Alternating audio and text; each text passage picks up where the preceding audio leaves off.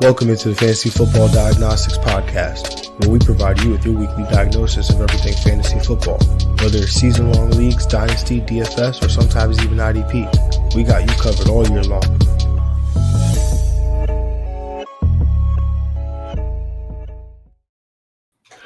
What's good? You know the vibes. Jon Jeune here at the real Jon J_FF, and I'm back with another episode of the Fantasy Football Diagnostics Waiver Show, the Week 10 Waiver Show. It is Tuesday, November 4th, 7:02 a.m. for those that are watching live, whether it's on X or YouTube. My apologies for starting a little bit late. Was trying to get some extra things done this morning, so apologize for that. But it's Week 10, and it feels like we say this every week, but man, are the injuries starting to pile up, man. Tucker Kraft done with the year for a torn ACL. We had CJ Stroud leave the game, for concussion. So there's a bunch of injuries to cover, so we'll get into all of that shortly. But on top of that, we've got Cincinnati, Dallas, Kansas City, Tennessee, all on bye this week. So those are some heavy hitters, right? You've got obviously the Cowboys offense with Dak Prescott and CeeDee Lamb, George Pickens, Jake Ferguson, Javonte Williams. That's a lot of pieces that will be gone out of lineups this week. And obviously, most importantly, we'll miss that Dallas defense since they've been so warm and welcoming to all of our fantasy production this year so far.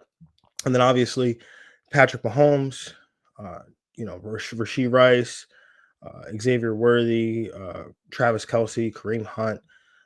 We'll miss those guys as well. And then on the Cincinnati side, we've got, Joe Flacco, who's performing like a QB1, Jamar Chase, T. Higgins, Chase Brown, who's had a resurgence with the, with Joe Flacco stepping into that offense. And then Tennessee. Tennessee. Go enjoy the bye week, guys. Anyway, which means the waiver wire this week is once again critical heading into this week. This morning we're breaking down all the top ads across every position, who to prioritize, who's worth the stash, which players give you short-term value, help you during these brutal bye weeks, whether you're sitting comfortably in first place or fighting for a playoff spot. I don't know about you guys, but a lot of my leagues are close, right? I mean, in the League of Extraordinary People, which is our league of record on this show, right? There's, I think we have a 14-team league. There's 8 teams make the playoffs in that league. And I was looking at it this morning. Let me go pull it up now for you. But it is such a tight race, guys. Like, it's so crazy how tightly knit or how tightly packed the standings are. Right, pulling it up now. So from third place, which I'm in third place at 5-4, lead the league in points though, but third place all the way down to 12th place, there's a separation of just one game. So 12th place is 4-5, and I'm in third place at 5-4. So from third place down to 7th place, you've got 5-4 teams. From 8th place down to 12th place, you've got another 4-5 teams, right? We've got a team in 8 who's 8-1. So it kind of seems like he's starting to run away with it, but I don't know, it's still close in points. So I'm not going to give that to him right there. Second place is 6-3. 13th place, 3rd and 6th, right? So they're still fighting. And then we've got 14th place, who's 1-8. But again, we're not going to count anybody out.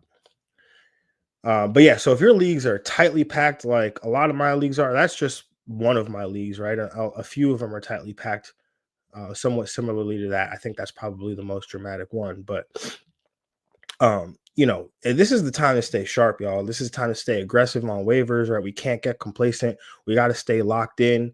We got to keep finding those stashes, right? Trying to be a week ahead of the waiver wire, so to speak, if we can. And what I mean by that is trying to pick up these guys for free, right? Trying to identify these breakouts prior to the breakout so that when it's time to get the time to burn the fab, we don't have to, right? Whether that's picking up backup running backs, in primetime games, right? Or if you're in a super flex league, picking up a backup quarterback, before primetime games, like that's a huge thing to do in super flex, right? We do it all the time in one quarterback leagues with backup running backs, right? But um, I fell into a predicament. Real story. Fell into a predicament on Sunday, and my one of my longest, my actually not one of my longest standing league. It's with all of my friends from college, um, and it's a super flex league. I have CJ Stroud, Joe Flacco. Those are my two quarterbacks right now. Spencer Rattler got benched, so I had to move on from him. CJ Stroud obviously got a concussion Sunday, middle of the game. you know, um, so it's like 2:30. I'm sitting there. I was already at this point. I'm like, all right, I'm gonna lose, right? Like, I'm not gonna be able to make up these points. The other guy's team is going off. I have Joe Flacco and Jamar Chase, but he has T Higgins. So, it seemed like T Higgins was just unstoppable that day. But so I'm just like, all right, well, this is the kind of day it's gonna be. So I'm gonna lose, whatever. Still in second place. Um, I'm looking to the week ahead, and I'm realizing Joe Flacco's on bye. CJ Stroud is in concussion protocol. He's going to be in concussion protocol. There's no guarantee he's going to play. And if there's an off chance I can't get Davis Mills, like I might be screwed out of getting a quarterback. So, I picked up Spencer Rattler 4 o'clock in the 4 o'clock window, just in case Tyler Shuck was just so bad that Kellen Moore was like, maybe I'll change my mind here. That obviously didn't come through, so dropped him. And then in the Sunday night game, and then look, I'm not victory lapping this. I'm just telling you my process, like because I feel really bad when I'm about to say this, but I picked up Marcus Mariota just on the off chance. I was like, Jaden Daniels coming back from a hamstring. Maybe he's coming back a little too early. Maybe he aggravates it, whatever. Not again, I wasn't hoping he aggravates it. We're playing a game of probability, so I'm trying to like play the game of probability, right? Roll the dice here. So I picked up Mariota, and then come to find out, obviously, as we all know, Jaden Daniels suffered that gruesome elbow injury. And Marcus Mariota would have been, a player, if he was going to have that starting job for the rest of the season, would have been a player that people would have had to burn a lot of fab on. I would have burned a lot of fab on him just out of desperation. And now I've saved all that fab just by making, a simple transaction on Sunday evening. So just an example of a strategy you can take. I often recommend it. If you have extra bench spots, you got guys that played, and you play in a league like Yahoo where they allow you to drop a player after they've already played. It makes sense to go pick up these guys.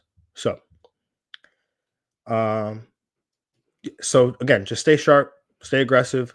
But before we jump into the show, I know I'm going on a little monologue here. Make sure you check out the Fantasy Football Diagnostics Patreon. You can join for free to get access to the weekly Fantasy Football Diagnostics cheat sheet that drops every Tuesday night. So today's Tuesday, going to drop tonight. So you'll get that over on Patreon, and it has matchup, matchup insights. How does each team rank against each position over their last 3 games? Some player rankings, like the top waiver ads, right? Like, so I've dropped some. I'm obviously dropping all my top waivers in here, right, in this episode, but I'm haven't done my projections yet. Don't know which guys I want to go most aggressively after. I have an idea, and so if I do know that here, I'll always say who it is, but I will actually rank them, the top 3 in the cheat sheet. Um, has rankings. It has, buy, sell, stash. So last week, the buy was Jalen Warren. The sell was J.K. Dobbins. Alvin Kamara was a sell like in week 4 or 5, I think. So, if you listen to that, good for you. DK Metcalf was a sell. Travis Kelce was a sell. So there's some, helpful information in there. So again, absolutely free. So go check that out on Patreon, patreon.com/FFDX, or check the show notes in this episode description.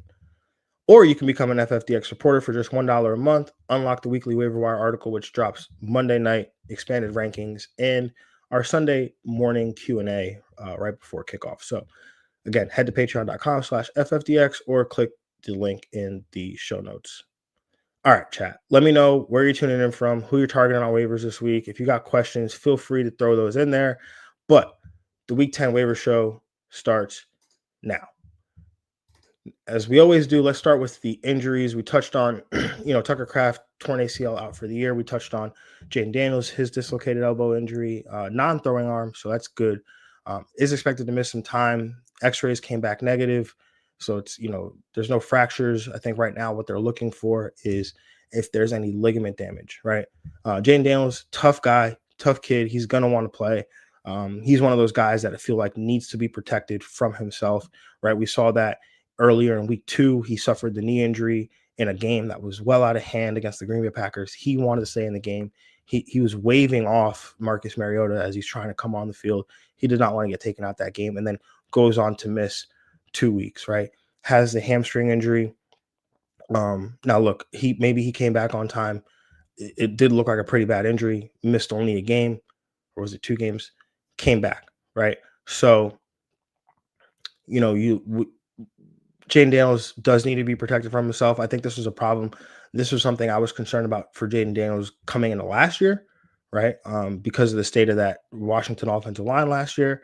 Watching him take hits in the SEC. And so I just felt like he would benefit from like a redshirt year, gain some weight, be able to, sustain a full season, taking some of the hits that he takes given his play style.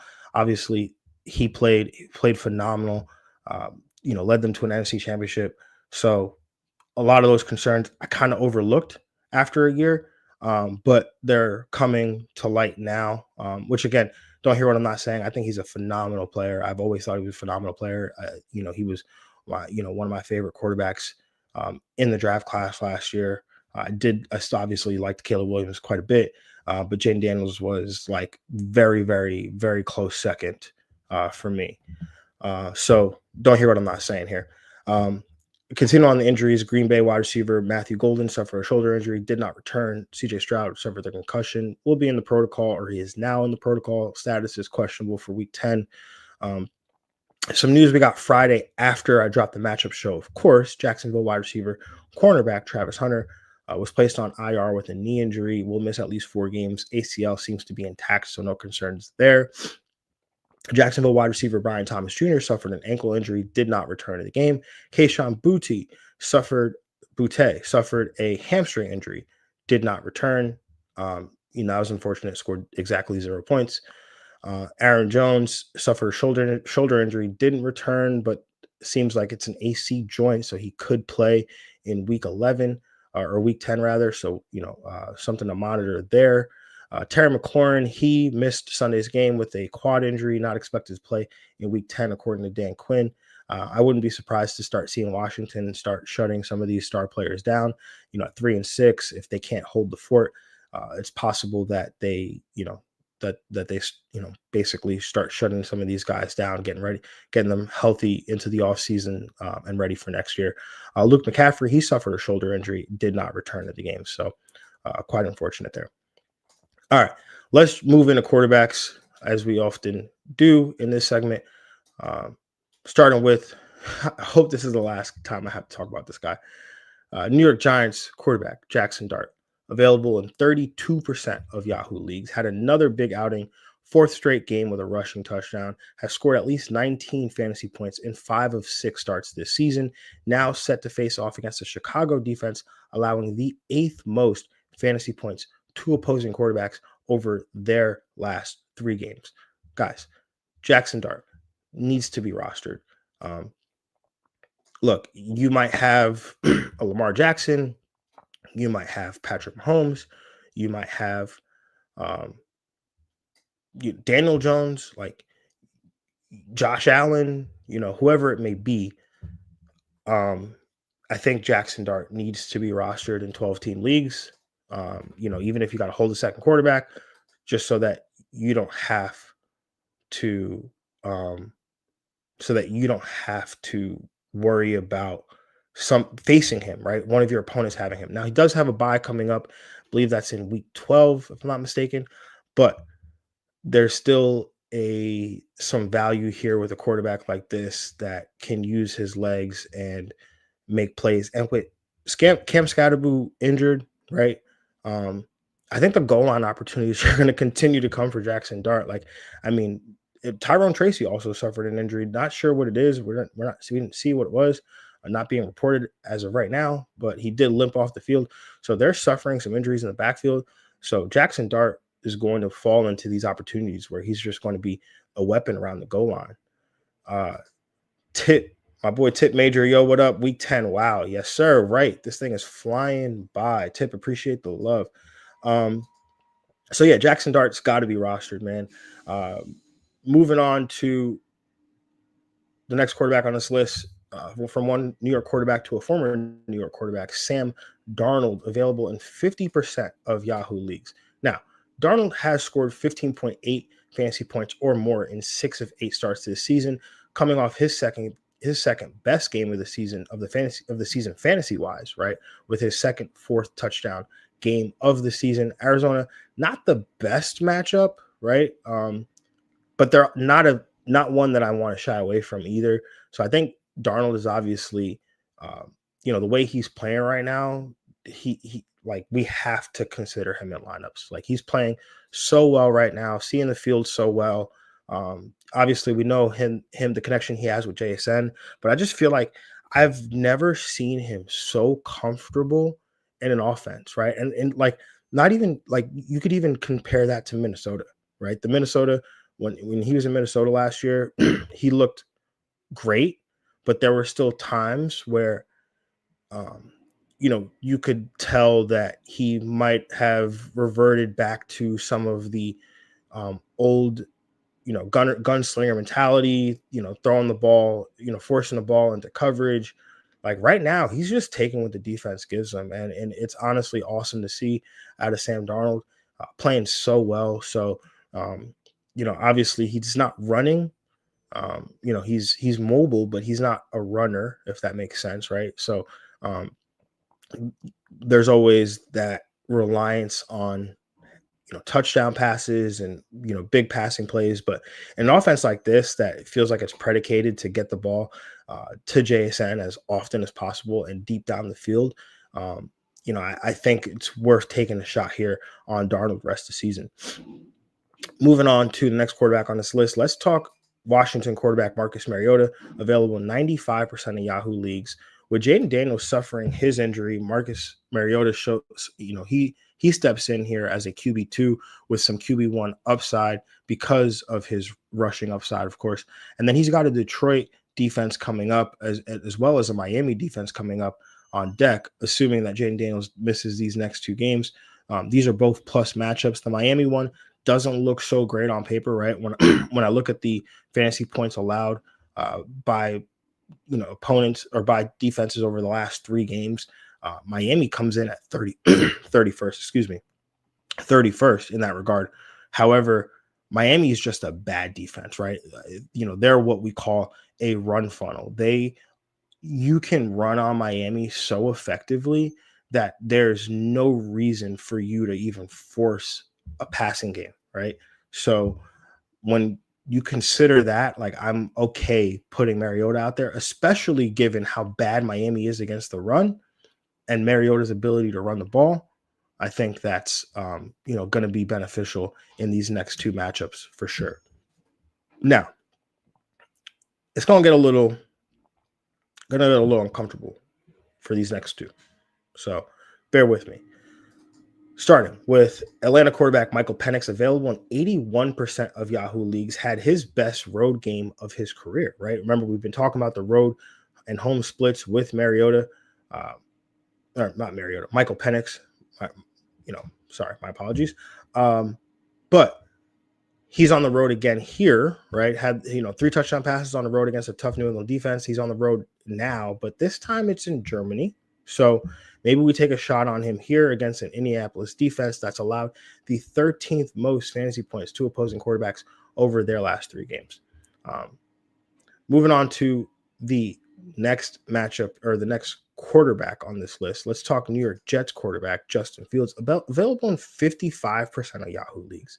Now look, in full games that he's played, Fields has scored either more than 20 fantasy points or in the one full game that he actually did finish, right? Because he didn't finish against Buffalo, got pulled against Carolina. He that was against Denver, scored only 4.9 fantasy points, right? So obviously the game against Buffalo was he left with a concussion. The game against Carolina, he got pulled for ineffectiveness. And so those, I think we consider those, right? So, we're talking about 20 points or less than 4 points or 4.9 points, whatever it is, right? Yes, that's a wild range of outcomes. Absolutely wild range of outcomes. But I think he's a guy that we play in good matchups, right? I've been saying that. And I have a pretty good feeling that he's going to be the starter this week, right? I think, just again, Aaron Glenn, he's doing the thing where he's like competitive advantage. I don't have to announce a starter, and I don't really care, right? Everyone's making a big deal about it. But also coaches are like super, coaches, players, if, anybody who's like, not anybody who's really competitive, but if you've played a competitive sport, and you played it at, you know, a competitive level, right? High school, college, pro, right? I played college football, like very superstitious, right? Like you try to follow the same routine. You and if you miss one step in that routine, it's really gonna really starts to screw with your mind, right?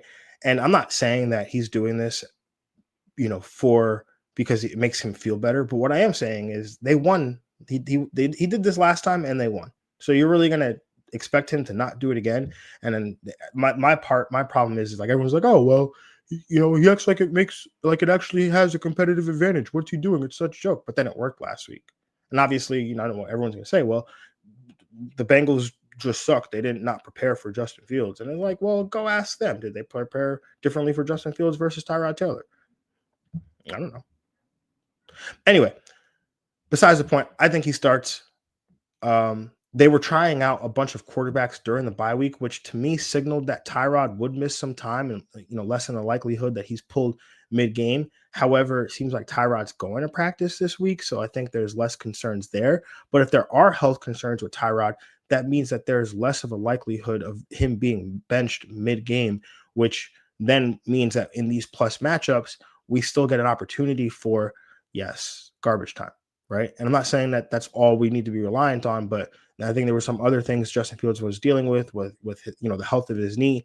The last time we saw him against Cincinnati, it was a season high in rush attempts for him with 11. So, I think there's some meat on the bone here for Justin Fields, especially when you look down the stretch, looking at some of these matchups. You've got Miami, Jacksonville, New Orleans. That's between weeks 14 and 16 going into the fantasy playoffs, right? So the last week of the fantasy regular season into the fantasy playoffs in the semifinals week. So pretty good matchups there. Again, similarly to Jackson Dart, just not to the same extent. I don't want to face Justin Fields later down the line, right? So I'd rather have him. We've got some quarterbacks with bye weeks in week 12. If you lost, Jaden Daniels, maybe you go and get Justin Fields and you pair him with Marcus Mariota and you stream off of your bench that way, right? This week, a little scary of a matchup against Cleveland. Again, I'll do my final projections and see what that looks like. But we'll see where he's ranked. And if he's brought up in the matchup show, then obviously if you're paying attention or you're watching on Friday, you will then know that.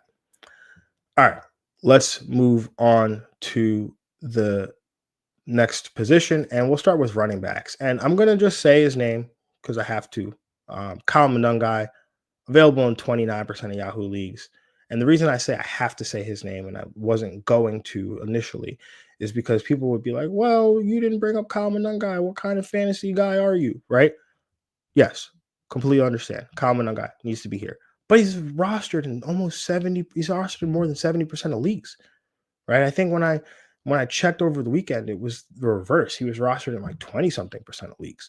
But he's rostered in 70%. So we don't know the extent of the DeAndre Swift injury, and Monungai might not be available in your league. But go take a look. If he's there, add him, right? Yes, the matchup was good.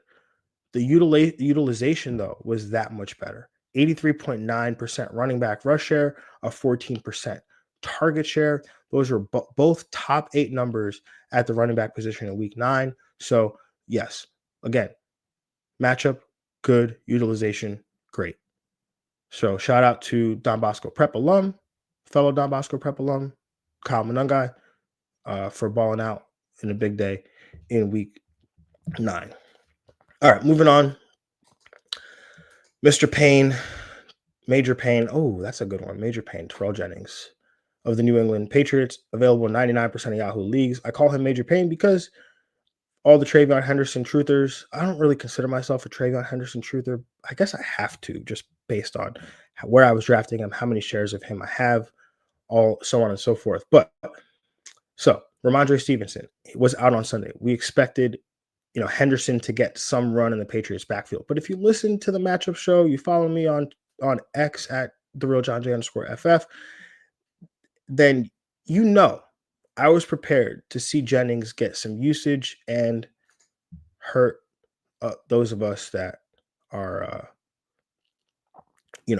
Henderson truthers, supporters, whatever it may be. So anyway, I do. Henderson was greatly involved, right? But Jennings was still very much involved. Saw 44% of the running back rush share, saw one target. That's 12 total touches and a touchdown compared to, I think Henderson had 16 touches or 18 touches total. I forget what the number was, but I think he had 14 carries, 4 targets. That would be 18, but or 14 catches. But it was basically like a 50-50 split. It's a plus matchup against Tampa Bay. Jennings could make an impact if Stevenson is once again out here. So I think he should be rostered in deeper leagues, right? 12, 14 team leagues, 99% available. Go get him. Anyway, let's move on to the next running back on this list. And like I mentioned before, Tyrone Tracy seemed like he suffered some sort of injury in the game on Sunday, had to leave, was limping off the field. Again, still waiting on the official report as to what it is. I was searching the internet, couldn't find it, but Devin Singletary available 95% of Yahoo leagues. Singletary led the backfield in touches. He would be the next man up against the Chicago defensive line that's allowed 19 PPR points to each of the last 2 starting running backs they faced. And again, that's assuming if Tracy has to miss any time or is, unavailable this week. But Singletary, still looks like he got some juice. He's got fresh legs. So, getting some Wayne Gallman vibes here from Devin Singletary if Tyrone Tracy has to miss some vibes. Yeah, that's a name. All right, we'll talk Tajay Spears, Tennessee running back Tajay Spears, available in 55% of Yahoo leagues. Like I said, Tennessee's going on bye this week, so not as valuable this week, but I think he's a guy that you target.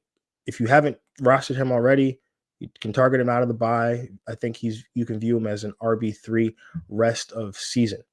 Right. So moving on, let's talk New York Jets running back Isaiah Davis, available in 87% of Yahoo leagues coming off the bye week. Had a great game the last time we saw him in week 8 with 109 yards and a 2-point conversion. I believe it was 17.5 PPR points. By the time waivers run on Wednesday morning, we'll know whether Breece Hall has been traded or not, which, again, would significantly increase his value if that happens. Trade deadline is today, Tuesday, 4 p.m. Eastern. So if that trade happens, then everyone's going to run to the waiver wire to go pick up Isaiah Davis and go put some, higher bids in on him or increase their bids if they hadn't picked him up already. But again, he's a guy that just came off bye, and I don't know why. If everyone's so adamant, right? Again, I'm not of the frame of mind that Breece Hall gets traded. I've been standing pat on that for a while now. But if everyone is so adamant that he's getting traded, then why is Isaiah Davis available in 87% of Yahoo leagues? Like, the math is not mathing, right? So he's a guy you could have picked up for free because he was on bye, and you could have picked him up before. If you play in Yahoo or league that lets you drop players before they've played or after they've played, you could have picked him up last night before Monday Night Football. So just a thought. Um, but anyway, besides that, besides the trade piece of it, I think he's a useful depth piece and flex play down the stretch based on matchups. I think they want to be a two-headed backfield. I think they want to run the ball more than most teams in football. They just don't play with a lead. But he's also utilized as a three down or the third down back as well. Get some catches out of the backfield. I think he had 5 targets and 5 catches, 5 targets in week 8. So he's a guy that I think has a role regardless of what happens with Brees Hall. All right, moving on. Let's talk San Francisco running back Brian Robinson Jr. available in 76% of Yahoo leagues. Now, I should honestly have been talking about him more considering the injury history of who he backs up in Christian McCaffrey. But yeah, he's probably one of the most high profile. He probably is the most high profile insurance running back, given the injury history of McCaffrey, and then obviously given the history of running backs in the Shanahan offense, right? Like we've seen them pull guys like off the street and they run for 100 yards. So if Christian McCaffrey does, unfortunately, if he, is banged up, has to miss any time, Brian Robinson Jr. immediately steps in to a starting role here. So let's talk. Nope, we talked about him already. Let's talk Atlanta running back Tyler Algier. Again, I'll just say 64% of Yahoo leagues. So Bijan's backup should be rostered. Again, look, Algier, not that exciting right now. I totally get it, and there's no reason to be excited. The only league I really aggressively roster him in is the league where I have Bijan. And the other league where I had him, I traded him to the Bijan manager. So, he's not that valuable unless you have Bijan.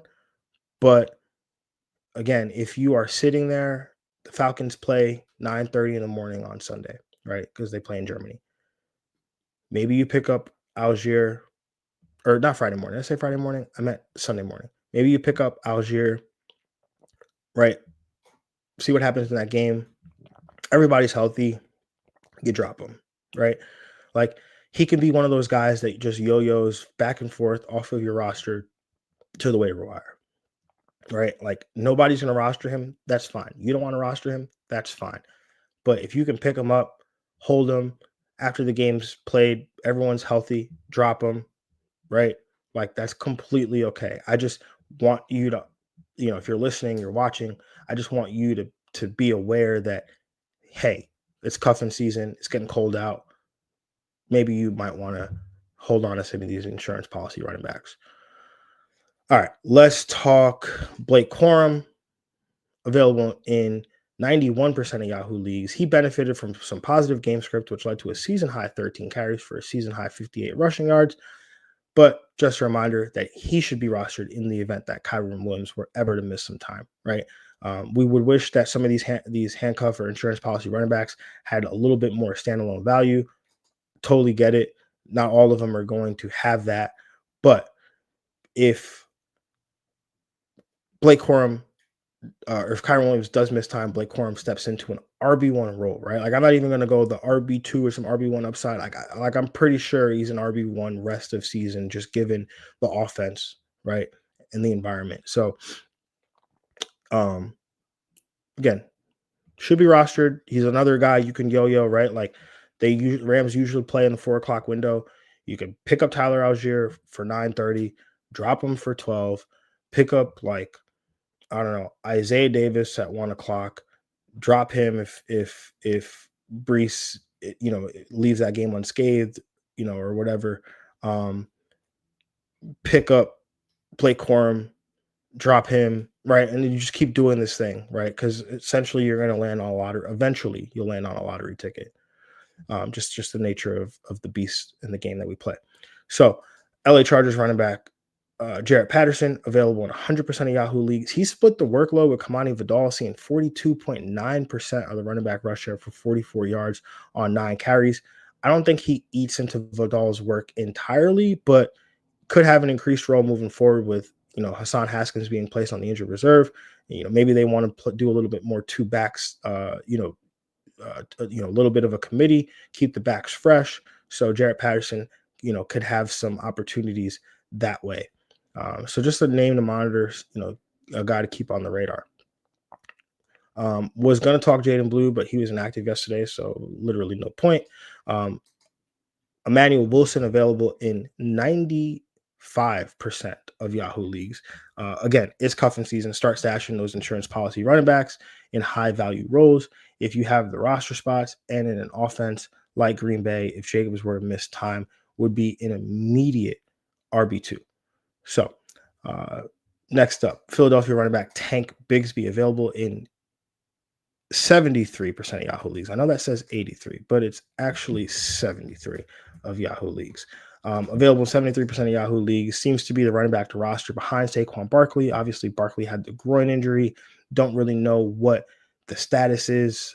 So we'll know more, I'm sure, today and leading into the week. But if Barkley does have to miss time, then Tank Bigsby would be the next man up. So if you are the Barkley manager, hopefully you were able to pick him up while the Eagles were on bye. But if you're not the Barkley manager, maybe you're playing the Barkley manager, play a little defense, pick up Tank Bigsby, make them sweat a little bit. Yeah, I think that's worth an ad there. And the next up, I don't even really feel good about this one, but I'm going to say it anyway. New Orleans running back Devin Neal, available in 97% of Yahoo leagues. Now, good news, 39% of the snaps on Sunday. Saw only 3 fewer carries than Alvin Kamara.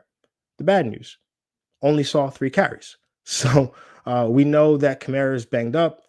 We don't really want much, if any, to do with this offense outside of like maybe the pass catchers. I mean, it felt that way for a long time that, hey, I'll play the pass catchers, but I felt a lot better about that when Spencer Rattler was the quarterback versus Tyler Shuck.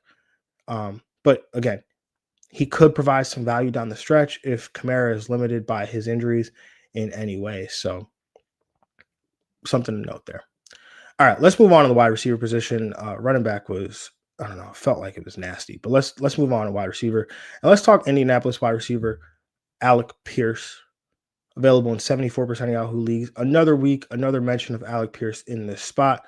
Coming off a career high 13 targets for 115 yards, and another decent matchup on deck here against Atlanta, who middle of the road against opposing wide receivers. So again, Alec Pierce, I think, took advantage of some negative game script against Indianapolis. We expected the game to be a little bit high scoring. We expected a little back and forth nature to it, but we didn't get it quite the way that we kind of thought that we would here. So still happy for Alec Pierce to come out and produce, right? If you've been listening for a couple weeks now, we've been talking about him in that capacity. So,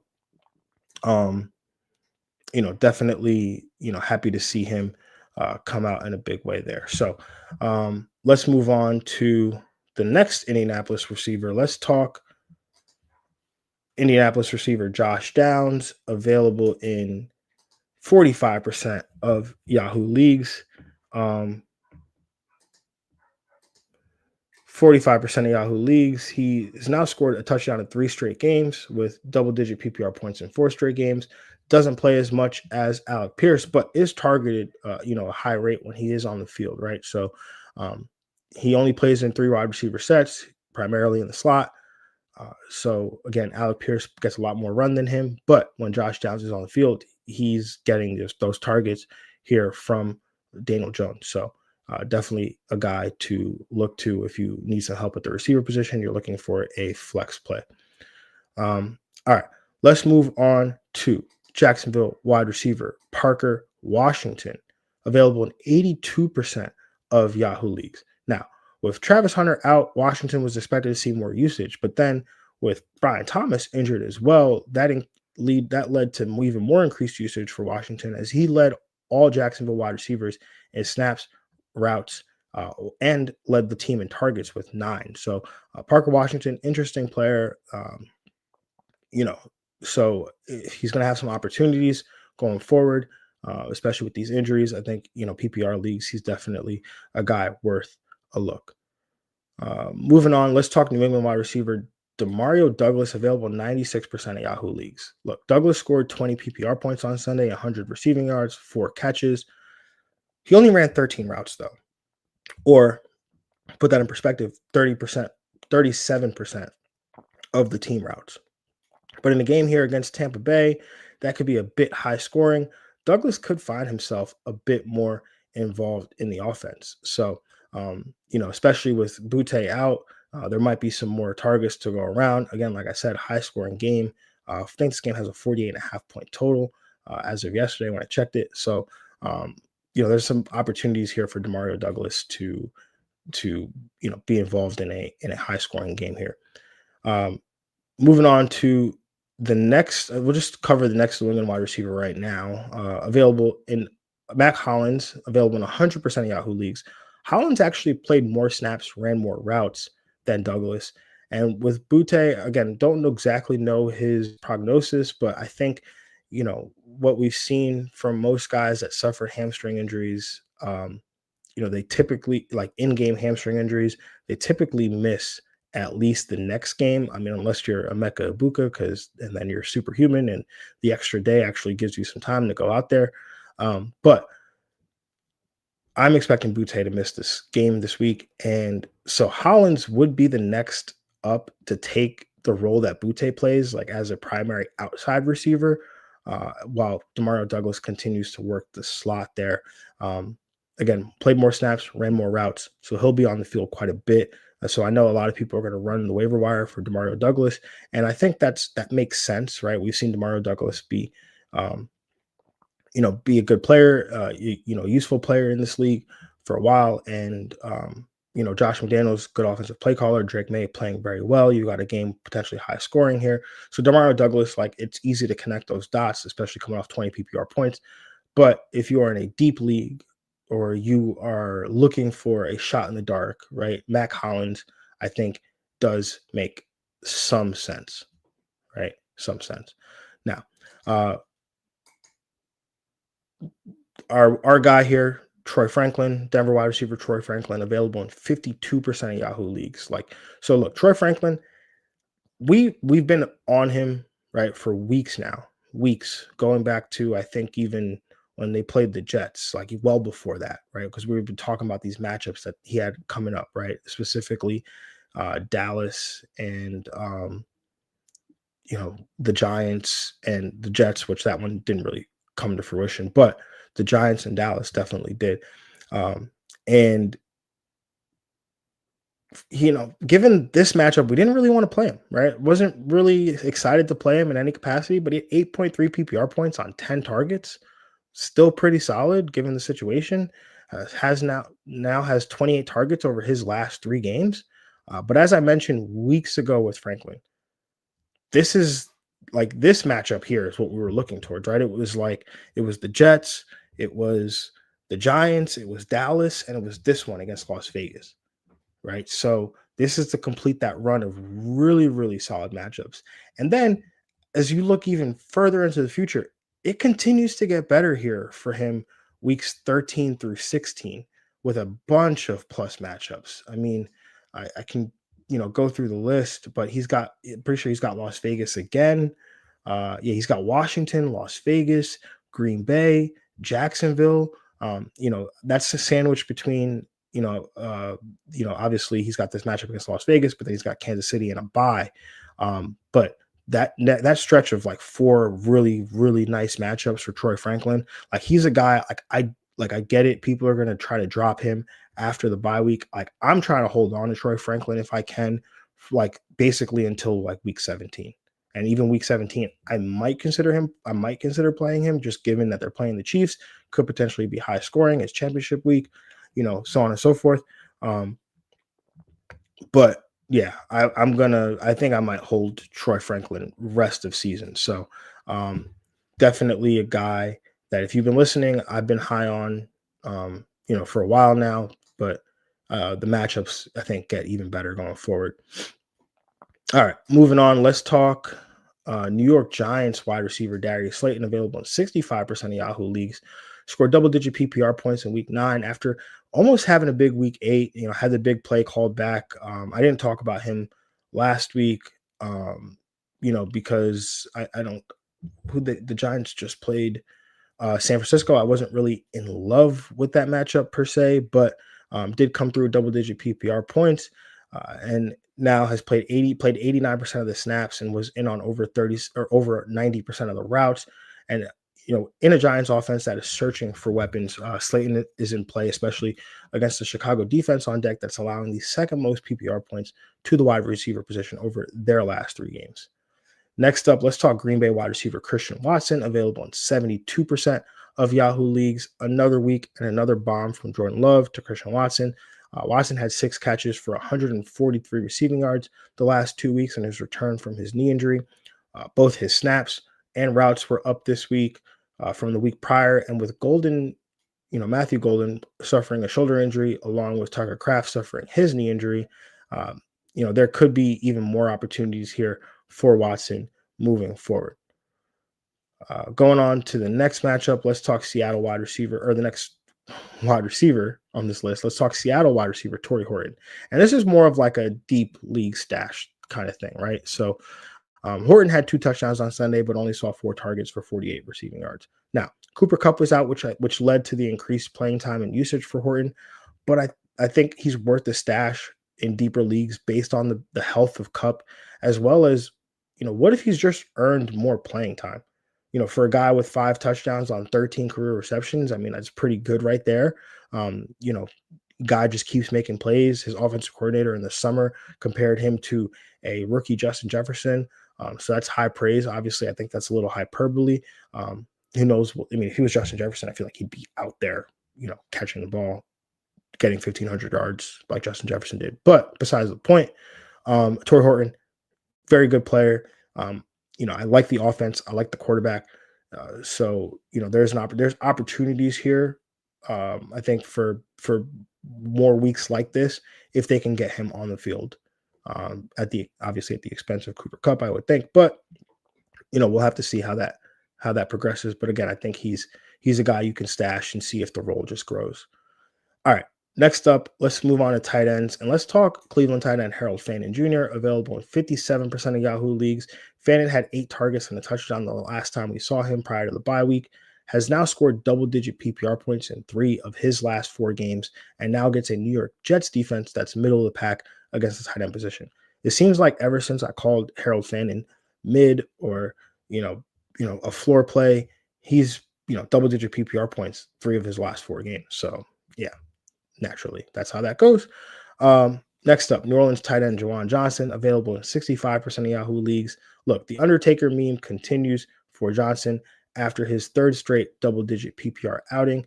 Should continue to be a streaming option at the tight end position as we move forward here. Again, not excited to be attached to Tyler Shuck, but tight end, rookie quarterback, that can make sense for a team that will be trailing more weeks than not. So, next up, New York Giants tight end Theo Johnson, available in 67% of Yahoo leagues. Johnson has been somewhat boom or bust this season, having no more than 3 catches since week 5, but he's got a Chicago defense coming up this week who are a top 12 matchup for opposing tight ends over their last 3 games. Moving on, let's talk Houston tight end Dalton Schultz. Dalton Schultz, available in 73% of Yahoo leagues, had a solid PPR outing on Sunday with 6 catches on 8 targets for 77 receiving yards, and his 3rd double-digit PPR outing over his last 4 games. He's got a solid matchup on deck against Jacksonville, who over their last 3 games allowed the 2nd most PPR points to the tight end position. That may have something to do with recently playing Brock Bowers, but again, solid matchup. And the lover boy here, Chicago tight end Colston Loveland, available in 76% of Yahoo leagues. Loveland came through in a big way against Cincinnati on 6 catches on 7 targets for 118 receiving yards and 2 touchdowns, almost 30 PPR points. Also, Cole Kmet now in concussion protocol. So Loveland could end up in a spot here against the Giants defense, who are middle of the road against opposing tight ends. So definitely a good spot for Loveland, former first round pick back in April. So he's definitely a guy that talented, right? I think a lot of people made stink about him being drafted ahead of Tyler Warren, which sure, hindsight's 2020. I'm not saying that that's what I would have done, but teams love a player, they have conviction about a player, they see how that player fits their offense. I'm not necessarily going to drag them for drafting said player, especially when games weren't played. But anyway, Loveland, solid player. I think he's going to continue to have some production in this offense in this situation, especially down the stretch here, right? All right, moving on. Let's talk Tampa Bay tight end Cade Otton, available in 63% of Yahoo leagues. Um, Otton had at least 8 PPR points over his last 4 games, with injuries to Tampa Bay pass catchers like Mike Evans and potentially still Chris Godwin. Not sure what his status is there, but he could continue to have a role in the offense and has a plus matchup coming up against the New England defense that's allowed the 9th most PPR points to the position over their last 3 games. Moving on, New York Jets tight end Mason Taylor, available in 80% of Yahoo leagues. Last time we saw him, he also had 8 targets and his first NFL touchdown of the season. He now set to face off against the Cleveland defense, allowing the 13th most PPR points to the position over their last 3 games. And then he gets the New England Patriots, who we just talked about in regards to Cade Otton, the week after that. So solid streaming option these next couple weeks here for Mason Taylor. Next up, let's talk Green Bay tight end Luke Musgrave, available in 99% of Yahoo leagues.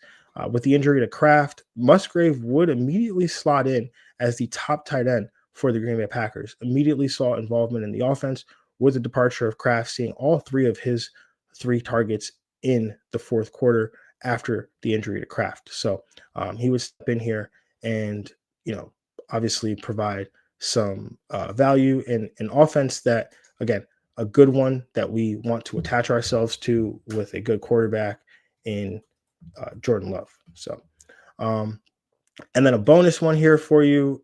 Let's talk again. We've been talking about him for a while, but it really didn't hit. So I stopped talking about him. And then naturally, when I stop talking about him, that's what happens. Because again, we're never wrong. We're just early. Taysom Hill led the team in rushing on Sunday, right? Things that you probably didn't think you would say with Alvin Kamara fully healthy. But only played 9 snaps, 4 rush attempts, 30 yards. Kamara's banged up. Kendrick Miller's out for the year with the torn ACL. They don't really have Tyler Shuck is in now, so I feel like there's more emphasis on trying to, manufacture some offense. And so I think Taysom Hill down the stretch may continue to have a role. So again, bonus transaction here, not really going to, plug him that much, but just kind of tell you, it's been on my mind. So just wanted to make sure that I express that to you all. All right. Let's move on to the defense and the special teams. Let's talk Seattle DST, available in 42% of Yahoo leagues, 7-point favorites at home against Arizona. Seattle, to me, is like a defense that I think should be rostered rest of the season. Like, I honestly, I don't really, not that I don't care about the matchups, but like, they're less important to me when we're talking about Seattle. They for like, the matchup's not that bad either. They play Arizona this week, the LA Rams, Tennessee, Minnesota, Atlanta, Indianapolis, LA Rams again, and then Carolina in week 17. So, again, for me, I don't care as much. I will pivot if I see a defense in a better matchup. Like this past week, I had Seattle, and I like in leagues where I have them and I didn't have other options. I was completely comfortable rolling them out there against Washington, and that was totally fine. But in like this in the league of extraordinary people, our league of record for this show, I was able to pick up the Rams while they were on bye for absolutely free, going up against the Saints, and I was like, okay, yeah, I'll take that. Now, the scoring in that league a little bit different than your standard, defensive special team scoring. They ended up with half a point less or half a point more than the Rams, right? So it was ultimately a wash. I could have just saved myself the roster spot, but I'm basically saying that to say, like, I will play Seattle more often than not, unless there's a matchup, unless I can get a defense that's in a significantly better matchup. But I do not want to drop Seattle. I will do whatever I have to hold Seattle the rest of the season. All right. Moving on, let's talk Buffalo. And Buffalo making me eat my words, man. I mean, I thought I have not been happy about rostering them in any capacity as a defense, just because I thought they were somewhat underwhelming. And then they come out and you know, they have a huge game against Carolina. They have a huge game against Kansas City. I don't want to say huge game, but they shut Kansas City down. And then, now they got Miami next, available in 57% of Yahoo leagues, 9.5-point favorites on the road against Miami. So definitely another team to target. And then,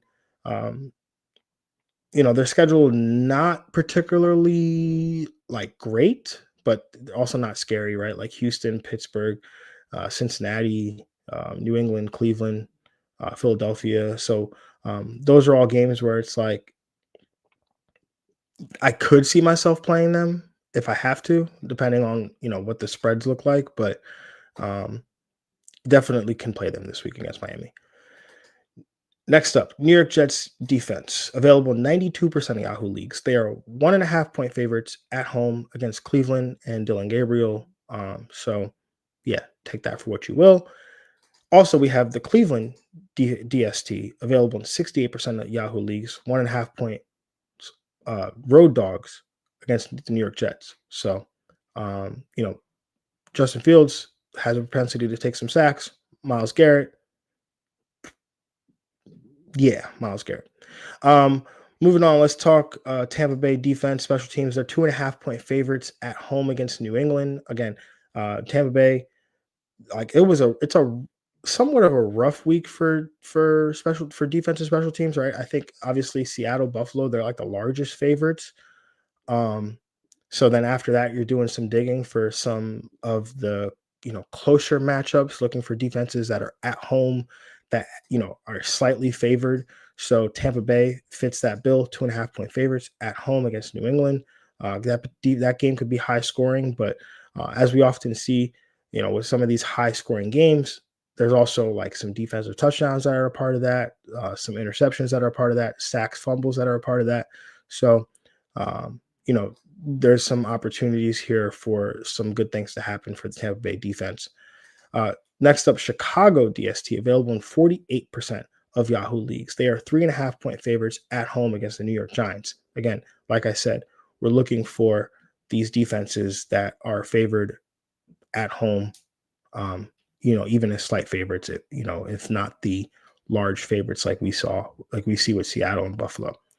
And then last but not least, I dropped a YouTube short. So if you're watching on YouTube, or make sure you're subscribed. But if you do ever go on YouTube, starting to put out more short form content on there. So I dropped a Week 10 waiver wire targets video on there as well. On there last night. So make sure you're following along there, or you can also follow along on X. It's posted there. And if you're following me on Instagram, both handles at the real Jon Jeune _FF, it'll also be posted there as well. So,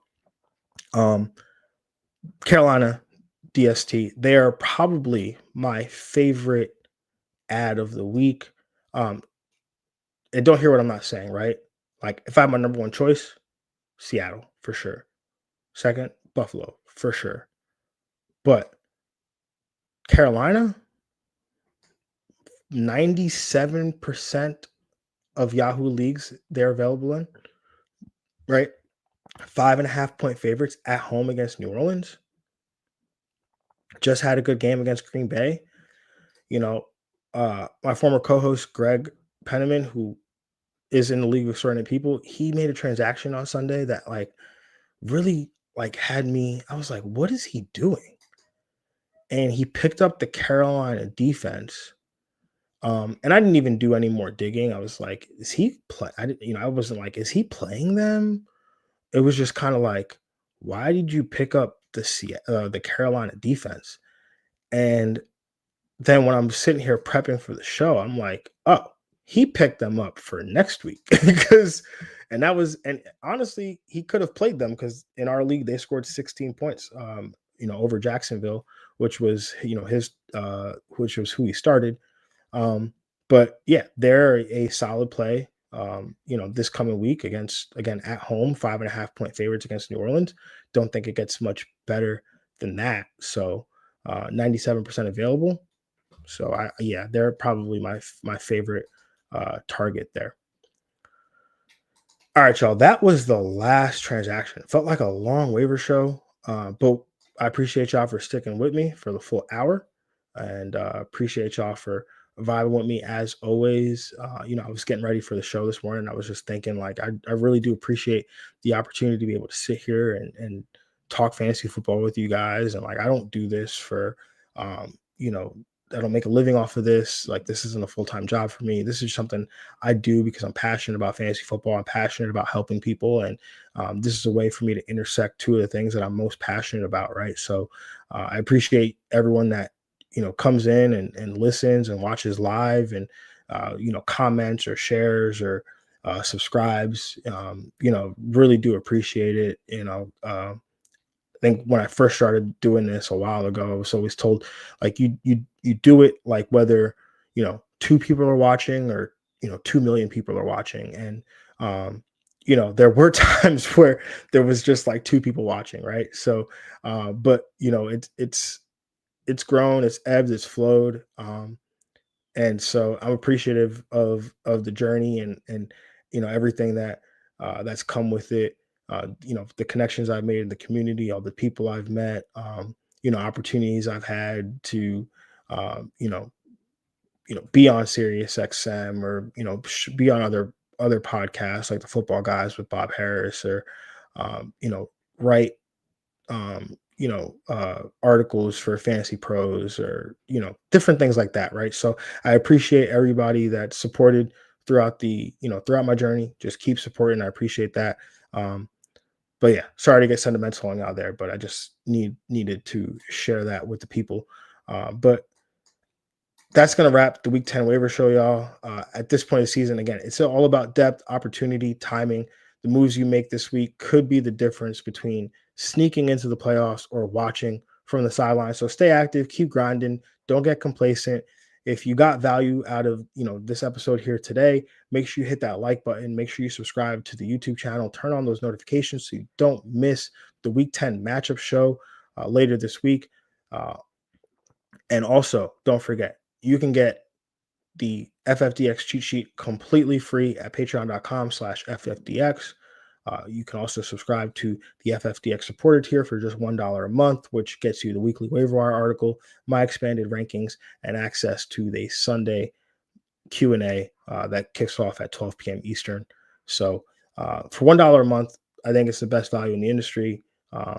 Also, it's like a little community over there, and you don't just get this content, you get live analysis from me, right? When something drops, some news hits, I don't go running to Twitter. I go running to the Patreon to go update the patrons, because that's who I feel like I have the utmost responsibility to. So everything is all about that community, and providing insight to that community first before moving on to um, you know Twitter and what other platforms you may see me on. So make sure you're joining that community at patreon.com/FFDX. Appreciate everyone who tuned in live, or anyone who's listening, Apple Podcast, Spotify, Google Play. Appreciate the love. Much love as always.